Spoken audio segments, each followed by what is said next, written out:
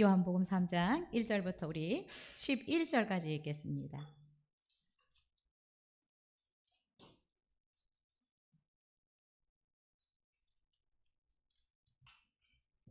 아, 아, 10절까지만 읽겠습니다. 주보 10절까지네요. 자, 우리 교독하시면서 읽겠습니다. 요한복음 3장 1절부터 10절까지 제가 먼저 1절 읽겠습니다.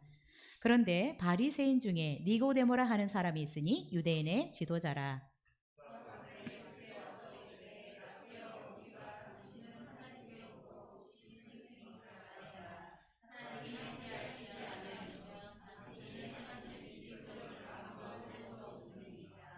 예수께서 대답하여 이르시되 진실로 진실로 내게 이르노니 사람이 거듭나지 아니하면 하나님의 나라를 볼 수 없느니라.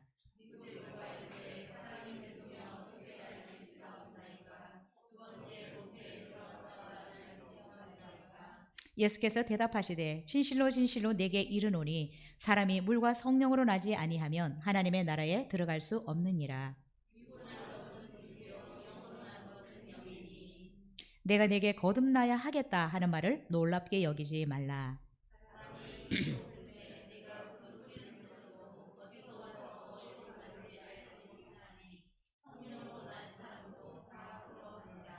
니고데모가 대답하여 이르되 어찌 그러한 일이 있을 수 있나이까.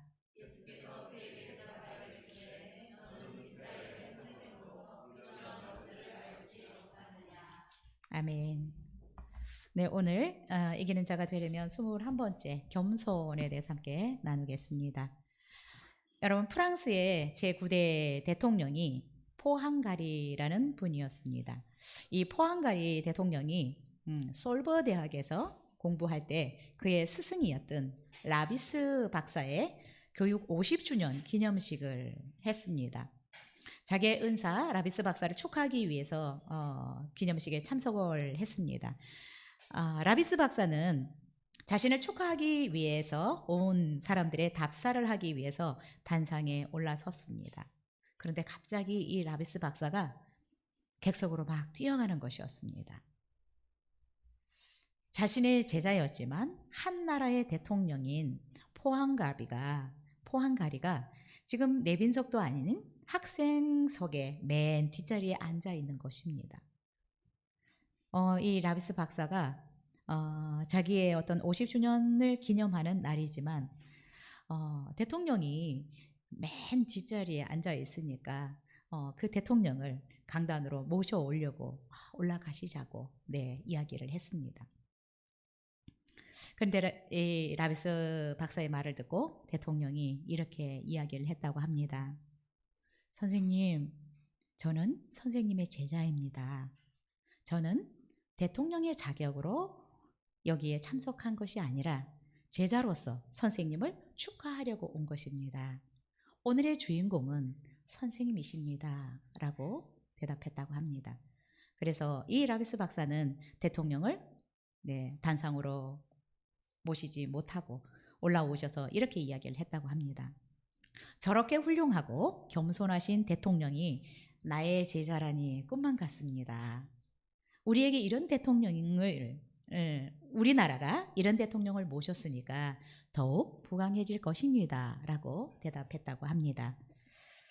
그 후에 겸손하게 모든 영광을 자기의 스승에게 돌렸던 대통령에게 많은 사람들이 존경을 표했다라고 합니다. 인도의 철학자인 부하그완이라는 사람이 있습니다. 그는 이런 이야기를 했습니다. 진정으로 용기 있는 사람만이 겸손할 수 있다. 겸손은 자기를 낮추는 것이 아니라 도리어 자기를 세우는 것이다 라고 이야기를 했습니다. 그렇습니다. 겸손은 성공으로 가는 지름길이고 또 이기는 자의 삶을 사는 비결이라고 생각이 됩니다. 그래서 오늘 21번째 이기는 자가 되려면 겸손에 대해서 함께 살펴보겠습니다. 자, 우리 첫 번째 1절, 2절 먼저 같이 읽겠습니다. 시작. 그런데 바리새인 중에 니고데모라 하는 사람이 있으니 유대인의 지도자라. 그가 밤에 예수께 와서 이르되 랍비여, 우리가 당신은 하나님께로부터 오신 선생인 줄 아나이다. 하나님이 함께 하시지 아니하시면 당신이 행하시는 이 표적을 아무도 할 수 없음이니이다. 오늘 본문을 통해서 이기는 자가 되려면 첫 번째, 겸손하게 예수님께 나와야 합니다. 본문에 등장하는 이 니고데모라는 사람을 요한은 잘 소개해주고 있습니다. 니고데모는 바리새인이고 유대인의 지도자이고 또한 이스라엘의 선생님이다라고 소개하고 있습니다. 이 니고데모는 사실 보통 사람은 아닙니다. 자, 바리새인이라고 하면 랍비 교육을 받아서 율법에 정통한 사람입니다. 또한 율법 박사로서 니고데모는 이스라엘의 선생이었습니다.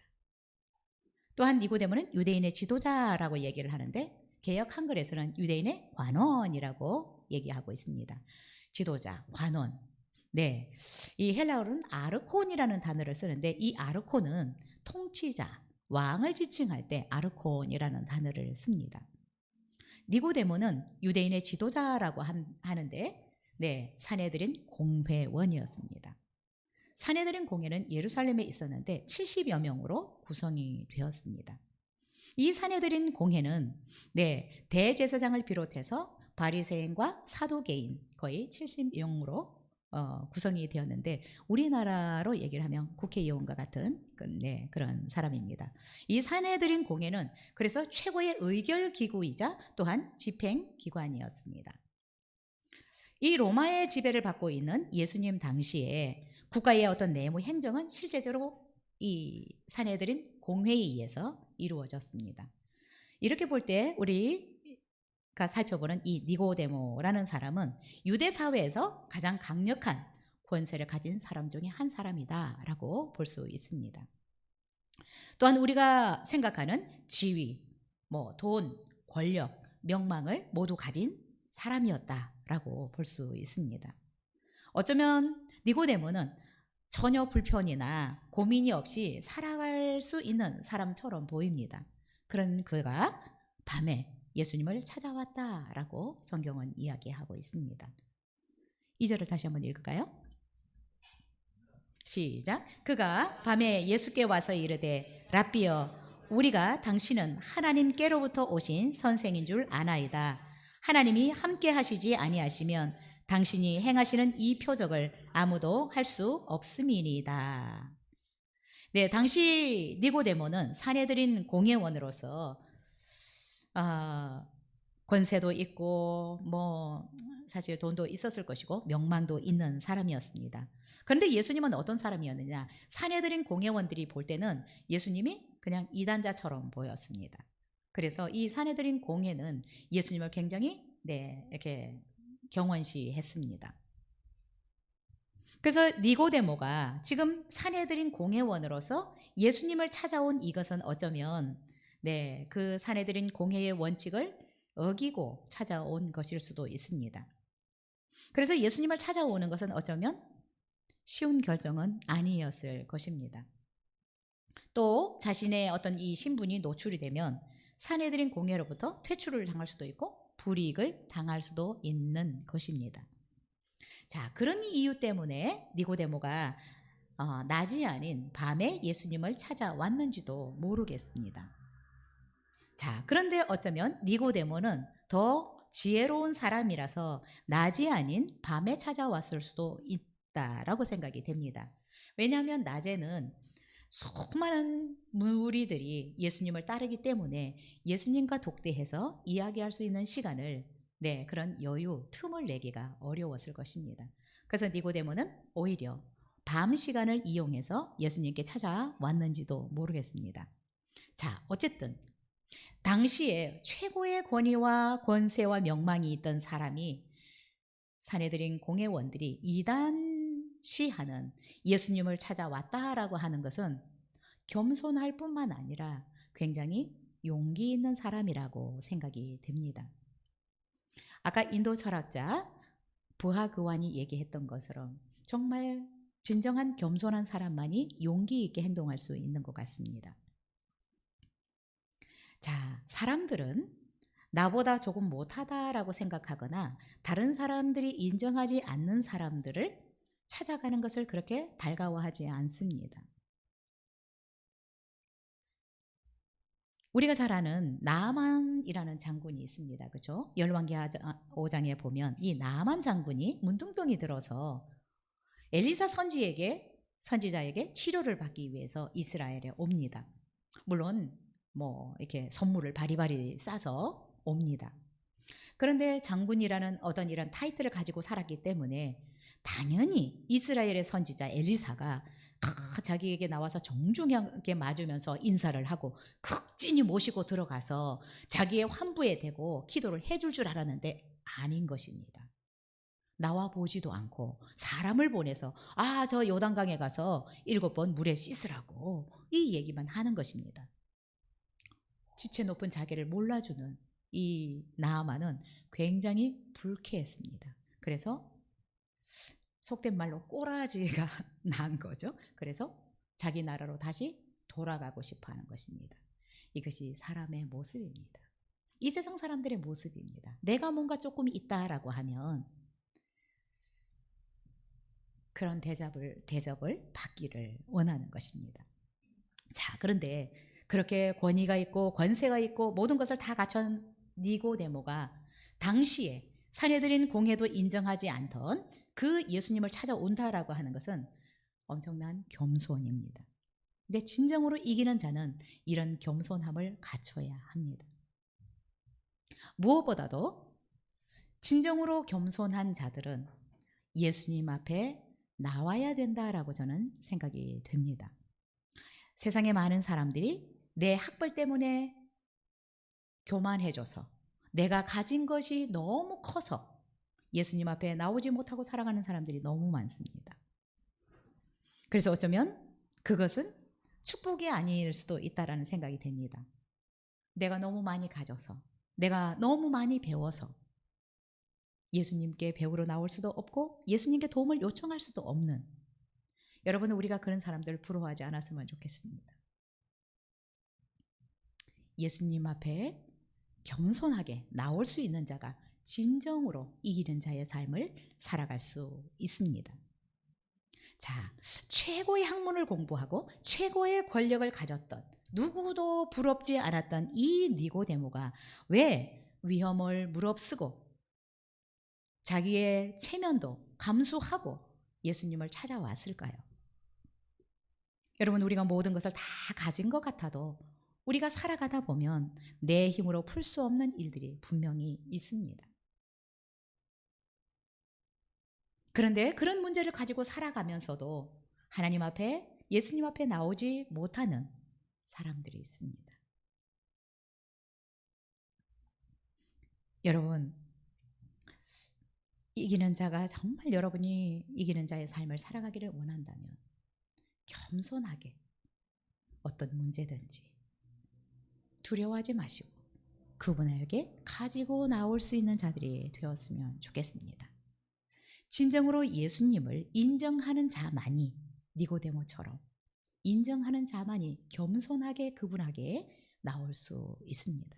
그래서 저는 진정으로 이기는 자의 삶을 살아가기 위해서는 겸손하게 예수님 앞에 나와야 된다라는 생각이 됩니다. 그리고 진정으로 겸손하게 예수님 앞에 나오는 자는 이기는 자의 삶, 승리하는 자의 삶을 분명히 살아갈 수 있다라고 확신합니다. 이기는 자가 되기 위해서 여러분, 예수님께 자주 나오십시오. 매일매일 나오십시오. 매일매일 그분의 도움을 구하러 그분을 찾으실 수 있기를 바랍니다. 우리는 밤낮을 가리지 않아도 됩니다. 언제든지 그분은 우리가 나가면 만나주시기 때문에 그렇습니다. 두 번째로, 이기는 자가 되려면 예수님을 최고의 선생님으로 인정하십시오. 우리 2절 다시 읽겠습니다. 시작. 그가 밤에 예수께 와서 이르되 랍비여, 우리가 당신은 하나님께로부터 오신 선생인 줄 아나이다. 하나님이 함께 하시지 아니하시면 당신이 행하시는 이 표적을 아무도 할 수 없음이니이다. 여러분, 이기는 자가 되기를 원하십니까? 예수님을 여러분의 최고의 선생님으로 인정하십시오. 니고데모는 율법 교육을 정식으로 받은 이스라엘의 선생님이었습니다. 여러분, 랍비가 되려면 랍비 정규 교육 과정을 마쳐야 합니다. 그리고 나이도 40세가 넘어야 했습니다. 근데 여러분, 예수님은 지금 연세가 어떻게 되셨나요? 30 조금 넘든지, 그렇죠? 30 초반. 그리고 예수님은 랍비 정규 교육 과정도 마치지 않은 분이십니다. 근데 지금 니고데모는 예수님께 와서 뭐라고 부르십니까? 랍비여라고 부르고 있습니다. 여러분, 사실 이 이스라엘의 선생으로서 율법에 정통한 사람으로서 율법 교육도 받지 않은, 또 나이도 30세 정도밖에 되지 않은 이 예수님을 랍비여라고 부르는 것은 아부성 발언은 아니라고 생각이 됩니다. 니고데모가 생각할 때 예수님은 자기처럼 정규 교육 과정, 랍비 교육을 받지 않았고 나이도 자기보다 어리지만, 그러나 니고데모가 봤을 때 예수님은 탁월한 랍비였기 때문에 그렇습니다. 니고데모는 예수님이 행하신 수많은 기적들을 보았을 것입니다. 들었을 것입니다. 권세 있는 예수님의 그 가르침을 니고데모는 들었을 것입니다. 그래서 이 니고데모가 생각할 때 예수님은 우리와 다른 차원의 랍비다라는 것을 그가 인정했을 것입니다. 그래서 어떻게 고백합니까? 하나님이 함께 하시지 아니하시면 당신이 행하시는 이 표적을 아무도 할 수 없음이니이다. 니고데모가 예수님을 볼 때 이것은 사람으로서 할 수 있는 일을 하는 것이 아니었습니다. 이분이 하나님으로부터 오신 선생님이 아니면 우리가 봤던, 들었던 그런 기적들을 행할 수 없는 분이었습니다. 최고의 학문을 가졌던, 최고의 위치에 있던 이 니고데모가 볼 때 예수님은 자기보다 훨씬 탁월한 뛰어난 랍비였습니다. 이것은 진정으로 니고데모가 예수님을 인정하는 것이라고 생각이 됩니다. 니고데모는 예수님을 탁월한 선생님으로 알았습니다. 그것도 이 세상이 만들어낸 선생이 아니라 하늘로부터 보냄을 받은 스승, 랍비라는 것을 니고데모는 알았습니다. 참 똑똑한 사람 같아요.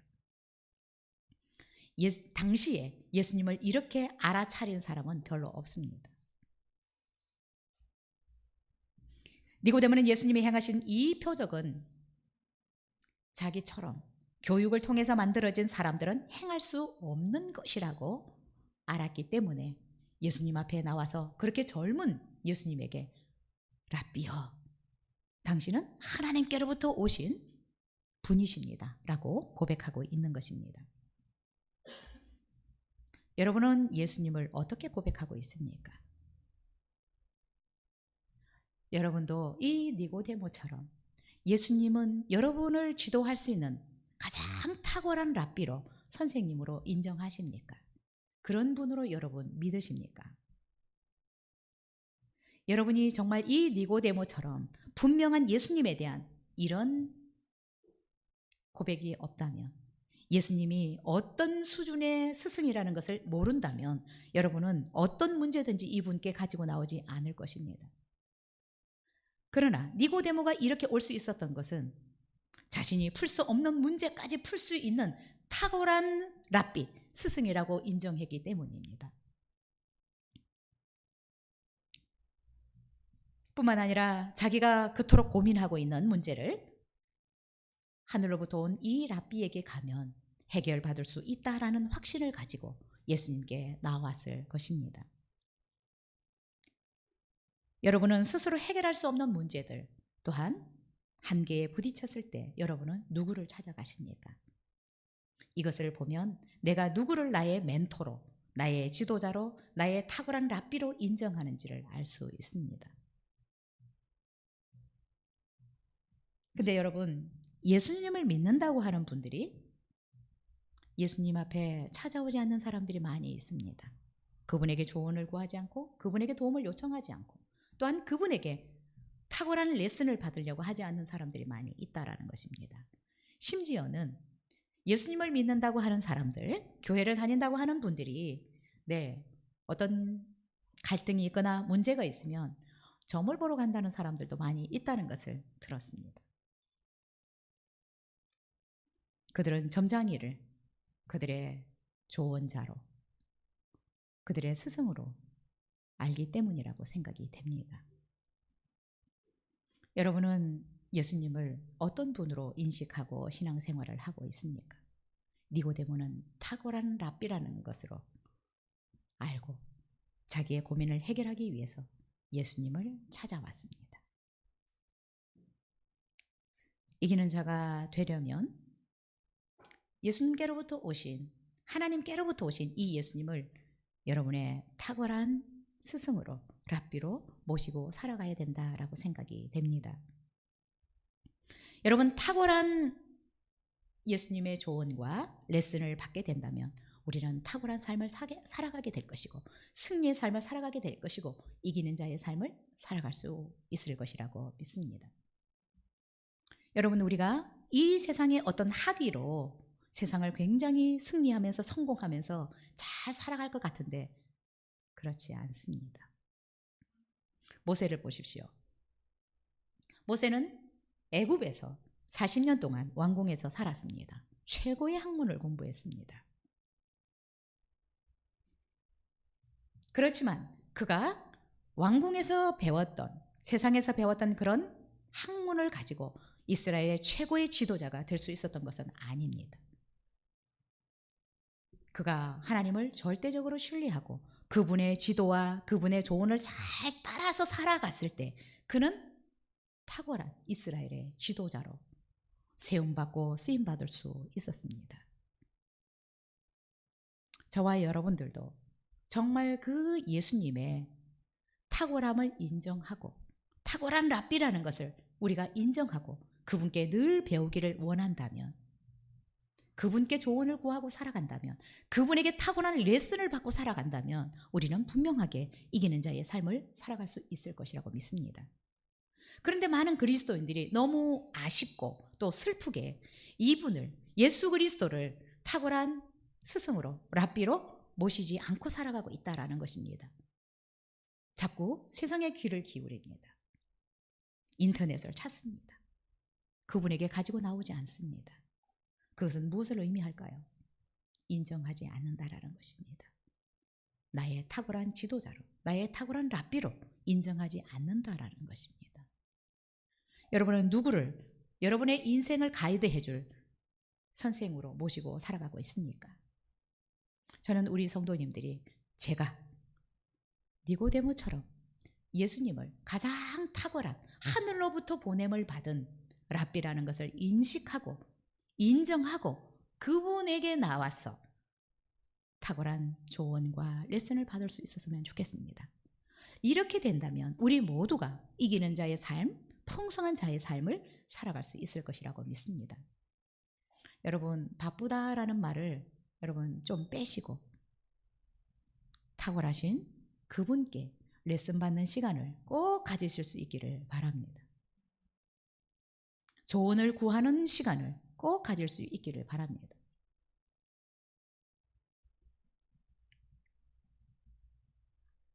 세 번째로 우리가 이기는 자의 삶을 살려면 탁월한 가르침을 받아야 합니다. 우리 3절 다시 읽겠습니다. 시작. 예수께서 대답하여 가라사대 진실로 진실로 내게 이르노니 사람이 거듭나지 아니하면 하나님 나라를 볼 수 없느니라. 여러분, 얼마 전에 그 바이올린을 하는 9살 아이를 봤는데, 이 9살인가? 그 아이는 300년 전에 바이올린을 사용하는 아이였어요. 그것은 그만큼 탁월하기 때문에 그 바이올린을 사용할 수 있는 것입니다. 그런데 그의 그 레슨 선생님은 뛰어난 사람이었습니다. 세계적인 사람이었습니다. 여러분, 우리가 이기는 자가 되려면 탁월한 가르침과 지도를 받아야 합니다. 그래서 우리가 좋은 선생님을 만나려고 하고, 또 우리 아이들이 만약에 레슨을 받으면 탁월한 선생님에게 레슨을 받으려고 합니다. 어마어마한 돈을 투자하고도. 왜요? 가르침이 탁월하기 때문에. 여러분은 예수님을 어떤 정도의 어느 수준의 선생님으로 알고 있습니까? 예수님은 그 누구와도 비교할 수 없는 탁월한 교사입니다.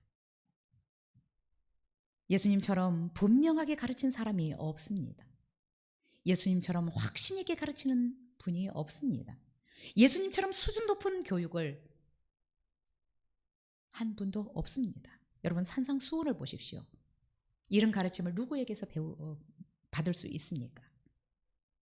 예수님의 가르침은 어떤 사람에게서 배운 이론을 가르치는 것이 아니었습니다. 어떤 사람의 지식을 카피해서 가르치는 것이 아니었습니다. 예수님의 가르침은 단순한 이론이 아니었습니다. 실제적으로 우리의 삶의 문제에 대한 대답을 주는 말씀들이었습니다. 그래서 예수님의 가르침은 누구의 가르침보다 권세가 있었습니다. 분명했습니다. 또한 확신에 차 있었습니다. 여러분 설교를 하든 내가 무엇을 가르치든 제가 성경 공부도 가르치지만 이것이 내 것이 아닐 때는 힘이 없어요. 확신이 없습니다. 살아보지 않았으면 힘이 없습니다. 예수님의 가르침이 왜 권세가 있습니까? 누구에게 배운 것이 아닙니다. 예수님으로부터 나오는 것입니다. 누구에게서 카피한 것이 아니라는 것입니다. 예수님의 가르침을 받으실 수 있기를 정말 간곡히 부탁드립니다. 무엇보다 먼저 예수님을 가장 탁월한 교사로 인정할 수 있기를 바라고요.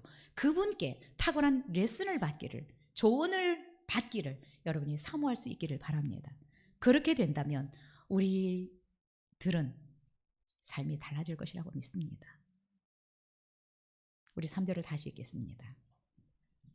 시작. 예수께서 대답하여 가라사대 진실로 진실로 내게 이르노니 사람이 거듭나지 아니하면 하나님 나라를 볼 수 없느니라. 자, 3절에서 뭐라고 얘기합니까? 예수께서 대답하여 가라사대라고 말씀하셨습니다. 여러분 우리가 1, 2절을 보았는데 1, 2절에서 니고데모가 지금 예수님께 질문한 것이 있었습니까? 왜 자기가 지금 밤에 예수님을 찾아왔는지, 자기의 고민이 뭔지, 자기가 해결받고 싶은 문제가 무엇인지 지금 예수님께 말씀드렸습니까? 1, 2절에서 보면 예수님을 그냥 비행기를 띄우는 것밖에 하지 않았어요. 그 어린 예수님에게 랍비라고 부르면서 당신은 우리와 차원이 다른 랍비라고, 당신은 이 세상에서 만들어진 랍비가 아니라 하늘로부터 온 랍비라고, 그래서 우리가 감히 상상할 수도 없는 그 기적들을 행한 것이 그 증거라고 얘기를 했습니다. 1, 2절에서 보면 니고데모가 한 것은 자기의 고민, 자기가 왜 찾아왔는지에 대한 이야기를 한 적이 없어요. 근데 3절에서는 뭐라고 얘기해요? 예수께서 대답하여 가라사대라고 말씀하고 있습니다. 이것은 무엇입니까? 질문을 알고 있는 것입니다. 무엇 때문에 예수님을 찾아왔는지를 니고데모는 말하지 않았지만 예수님은 간파하신 것입니다. 그래서 자, 탁월한 교사는 다르죠, 그렇죠? 예수께서 대답하여 가라사대 진실로 진실로 내게 이르노니 사람이 거듭나지 아니하면 하나님 나라를 볼 수 없다.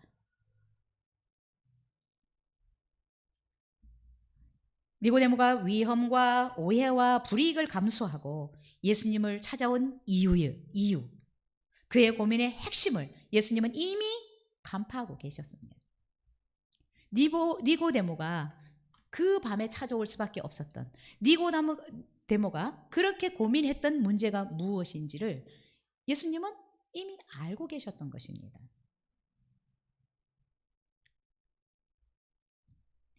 예수님의 말씀에 사람이 거듭나지 아니하면 하나님의 나라를 볼 수 없느니라. 이 말을 통해서 우리는 니고데모의 고민이 무엇인지를 알 수 있습니다. 니고데모는 이스라엘의 선생이고 율법 학자이지만 어떻게 해야 하나님 나라를 갈 수 있는지를 몰랐습니다. 어떻게 가르쳐야 되는지를 몰랐을 것입니다. 자, 이것이 정확하게 예수님이 니고데모의 그 질문, 고민을 간파했다라고 하는 것을 확신할 수 있는 것은 4절을 보면 확신할 수 있습니다. 4절을 보시겠습니다. 시작. 니고데모가 이르되 사람이 늙으면 어떻게 날 수 있사옵나이까? 두 번째, 모태에 들어갔다가 날 수 있사옵나이까. 자, 만약에 예수님이 진실로 진실로 내게 이르노니 사람이 거듭나지 않으면 하나님 나라를 볼 수 없느니라 라고 말씀을 하셨어요. 그런데 니고데모의 고민이 이 문제가 아니었다면 4절에서 어떻게 얘기해야 돼요? 예수님 지금 무슨 말씀을 하시는 것입니까? 그런데 니고데모는 즉각적으로 반응을 보이는데, 그러면 예수님, 사람이 이렇게 늙었는데 어떻게 다시 태어날 수 있습니까? 즉각적으로 대답을 하잖아요. 그리고 뭐라고 얘기해요? 아니, 이렇게 컸는데 어떻게 내가 엄마 뱃속에 들어갔다가 다시 나올 수 있는 것입니까? 여러분, 이게 최고의 율법학자가 하는 예수님에게 묻는 말입니다. 우리 하경이도 이렇게 얘기하지 않을 것 같아요. 내가 1학년인데 어떻게 엄마 뱃속에 들어갔다가 다시 태어날 수 있습니까? 니고데모가 지금 그렇게 얘기를 하고 있잖아요. 당황했나 봐요. 그렇죠? 거듭난다라고 하는 것이 어떤 것인지를 처음 들어본 거예요. 그래야 천국을 간다는 것도 이것도 처음 들어보는 거예요. 사실 그렇죠. 하나님의 나라에 대해서 누가 가장 정확하게 얘기할 수 있겠어요? 하늘나라에서 오신 분만 정확하게 얘기할 수 있는 것입니다. 하나님 나라를 정확하게 아는 사람은 예수님 외에 아무도 없습니다. 또한 예수님을 통하지 않고는 하나님 나라에 갈 사람도 없는 것입니다. 예수님은 하나님의 나라는 거듭나야 갈 수 있다라고 정확하게 분명하게 니고데모에게 말씀해 주셨습니다. 오늘은 거듭남 이 부분에 대해서는 제가 우리 확신된 제자에서 많이 세 과에 걸쳐서 가르쳤습니다. 그래서 그 부분은 많이 안 하는데, 자, 거듭난다라고 하는 것은 중생한다, born again 한다, 다시 태어난다라는 말입니다. 이것은 우리 육신에 대한 부분이 아니라 죽었던 영이 다시 새롭게 태어나는 것, 이것을 거듭난다, 새 생명을 얻었다라고 얘기를 하는 것이고, 결국 이 거듭남의 문제는 죄의 문제가 해결이 돼야 거듭나는 것입니다. 그러면 이 죄의 문제를 어떻게 해결할 수 있느냐? 예수 그리스도를 구주로 믿을 때 죄의 문제가 해결이 되는 것이고, 거듭나는 것이고, 하나님의 자녀가 되는 것이고, 또한 하나님 나라에 갈 수 있게 되는 것입니다.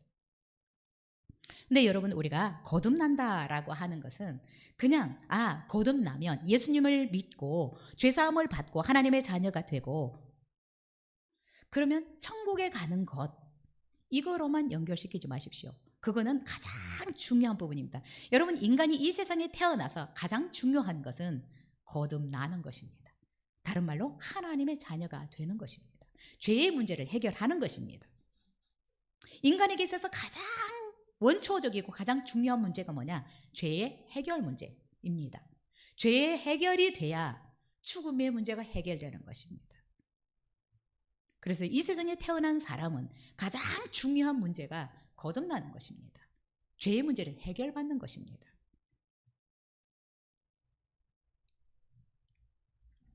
뿐만 아니라 이 죄의 문제가 해결이 되면 우리가 하나님의 자녀가 되고 죽었던 영이 살아나고 결국 하나님 나라에서 영원히 살 수 있습니다. 그런데 더 나아가서 여러분, 우리는 그것만이 아니라 예수님이 말씀하신 것처럼 내가 온 것은 양으로 생명을 얻게 하고, 무슨 생명? 새 생명. 다른 말로 영원한 생명을 얻게 하고 더 풍성히 얻도록 하기 위함이다. 이 세상에서도 풍성한 삶을 살도록 하기 위한 것입니다. 그래서 우리는 반드시 거듭나야 하는 것입니다. 천국에 가는 것뿐만 아니라 이 세상에서도 풍성한 삶, 탁월한 삶, 이기는 삶, 번영하는 삶, 성공하는 삶 살아가야 됩니다. 그것이 거듭나는 것으로부터 시작되는 것입니다. 여러분, 죄는 우리가 아무리 노력해도 해결할 수 없는 부분입니다.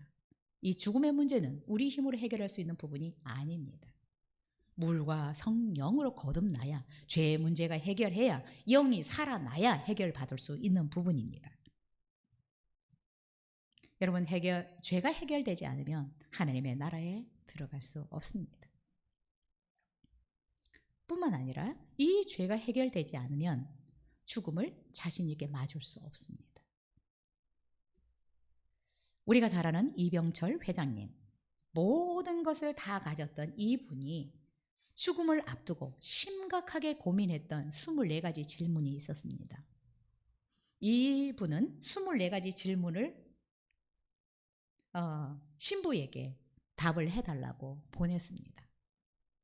그런데 그 질문에 대한 답을 못 듣고 돌아가셨습니다. 그 24가지 질문 중에 천국과 지옥은 있는 것인가 고민했습니다. 진짜 하나님의 말씀, 성경은 하나님의 말씀인가? 너무 안타까운데 그 대답을 못 듣고 돌아가셨는데 몇 년도지? 이 책에 대한 답을 정의채 신부가 책으로 냈습니다. 여러분, 거듭나지 않으면 하나님 나라에 들어갈 수 없다. 뿐만 아니라 거듭나지 않으면 이 말씀을 통해서 탁월한 레슨을 받을 수가 없습니다. 탁월한 지도를 받을 수 없습니다. 그래서 인생을 정말 멋지게 살아가는 것 같은데 나중에는 허망하게 끝나고 마는 그런 인생으로 마감할 수 있습니다. 그래서 거듭남의 문제는 엄청난 문제입니다. 저와 여러분은 거듭나고 하나님의 자녀가 되었습니다. 그런데 여기에서만 머무르지 않았으면 좋겠습니다. 우리는 하나님의 자녀가 되었기 때문에 예수님의 그 탁월한 지도를 받을 수 있는 자격을 갖춘 사람들입니다.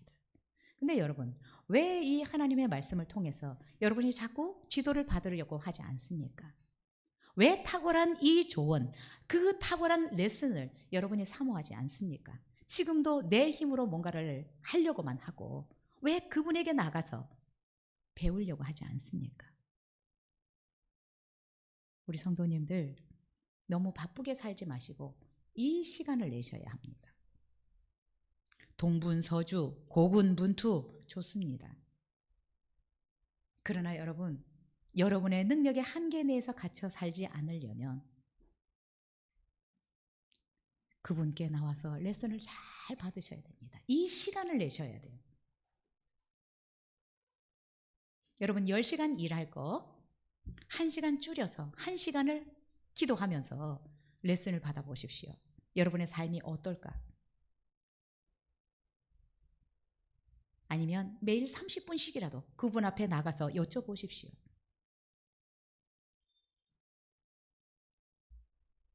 근데 우리 인간들이 참 너무 미련해요. 이런 탁월한 레슨을 안 받고 산다는 거예요.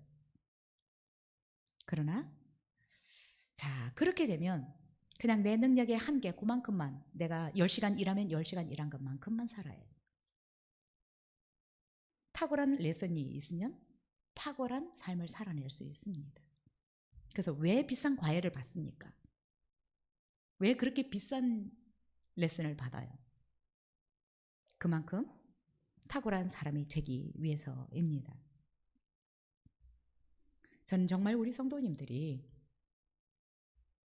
바쁘다, 시간 없다라고 하지 마시고 정말 여러분이 승리하는 삶, 이기는 자의 삶을 살려면 시간을 꼭 내서 그분에게 레슨을 받으러 가셨으면 좋겠어요. 그분에게 나가서 물으십시오.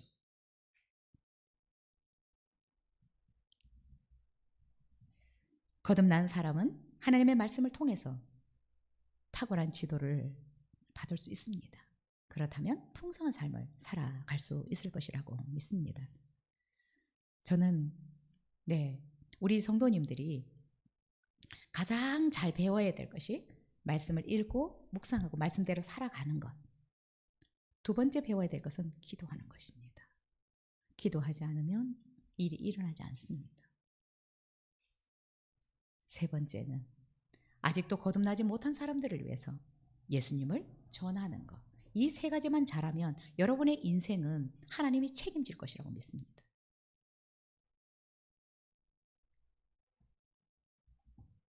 여러분 사업도 기도하면서 하실 수 있기를 바랍니다. 시간을 내시기 바랍니다. 그분에게 조언을 구하시기 바랍니다. 그러면 정말 우리 성도들은 이기는 자의 삶을 살아갈 수 있을 것이라고 믿습니다. 네, 저도 때때로 우리 성도님들을 기다려요. 조언을 구하러 오기를 기다리고 또 카톡으로라도 기도의 제목을 보내기를 원하는데 이거를 너무 못하셔요. 그러면 저에게 못 오면은 하나님께도 어쩌면 그럴 수 있어요. 기도 제목도 저에게도 자꾸 알려주시고 해야 되는데 이런 것들을 참 못하시더라고요. 그래서 생각한 것이 하나님께는 그러면 우리 성도님들이 이렇게 못 나가고 있는 것이 아닌가 그런 생각이 들어요. 일주일에 저에게 제가 말씀 보내는 것 외에 개인적으로 톡을 하는 사람이 거의 없어요. 거의 없어요. 물론 저는 한계가 많아요. 그러나 저는 담임 목사라기보다 이 코치라고 생각하고 있고 그래서 여러분이 찾아올 때 언제든지 제가 아는 것만큼 한계가 있지만 제가 살아온 것만큼은 네, 조언하고 코치하고 함께 기도해주고 하는데 왜 여러분들이 저를 활용을 안 하는지 모르겠어요. 근데 저는 계속 기도해요. 가족들마다 한 사람 한 사람 다 기도하지만 업데이트를 시켜주셔야죠. 제가 기도할 내용들을. 근데 안 시켜준다는 거예요. 왜 활용을 안 하시죠? 그러면 하나님의 능력은 여러분이 활용하고 있습니까? 저도 활용을 안 하는데 하나님의 능력은 여러분이 활용하시나요? 이렇게 탁월한 선생님을 모시고 살아가는데 여러분 우리 비실비실거리고 살아서는 안 됩니다. 신앙생활을 폼으로 하지 마시기 바랍니다. 실제적인 신앙생활, 뭔가 결실이 있는 신앙생활을 여러분 하실 수 있기를 바라고요.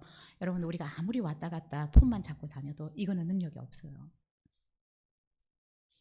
제가 이렇게 얘기한 적이 있습니다. 신앙생활을 교회를 위해서, 목사를 위해서 해주지 말고 자신을 위해서 해라. 자신을 위해서 신앙생활을 할 줄 알아야 하나님의 나라에 쓰임받을 수 있어요. 근데 자신을 위해서도 열심히 안 하면 교회를 위해서도 사실은 열심히 못하는 것입니다. 제가 그것을 알아요. 진짜 신앙생활을 자기를 위해서 열심히 해본 사람은 하나님의 살아계신 역사를 경험하거든요. 그리고 자기를 위해서 열심히 해야 결과들을 얻을 수 있어요. 그런데 신앙생활을 자꾸 교회를 위해서 해주기 때문에 느슨하다고 저는 생각이 들어요. 목사를 위해서 해주기 때문에 대충 해도 되는 거예요. 그래서 제가 뭐라고요? 자신을 위해서 하라. 목사를 위해서 해주려고 하니까 대충대충 해도 되고 설렁설렁 해도 되고 그렇죠? 나를 위해서 하는 거라면 생명 걸어놓고 하죠. 근데 신앙생활을 왜 남을 위해서 해줘요? 나를 위해서 해야지. 그러니까 대충 하게 되는 거예요. 저를 위해서 해주지 말라고요. 교회를 위해서 하지 말라고요. 여러분을 위해서 하면 이 교회도 달라져요. 네, 안 시켜도 하거든요. 왜요? 하나님이 레슨을 하시니까. 자신을 위해서 열심히 하십시오.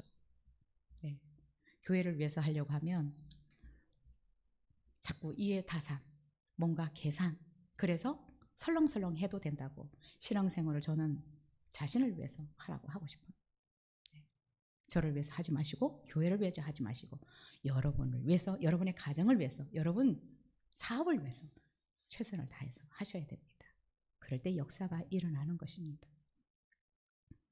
그러기 위해서 탁월하신 선생님을 우리에게 보내주셨고 말씀이 있는데 여러분 이 지도를 잘 받아서 정말 원하기는 이기는 자들, 승리하는 자들의 삶을 살아내기를 저는 간절히 소망합니다. 제가 있는 것은 여러분들을 돕기 위해서 있는 것입니다. 여러분들은 저를 위해서 뭔가를 해준다고 생각할지 모르지만 저는 여러분을 위해서 있는 사람입니다. 여러분을 돕기 위해서 있는 것입니다. 저는 이미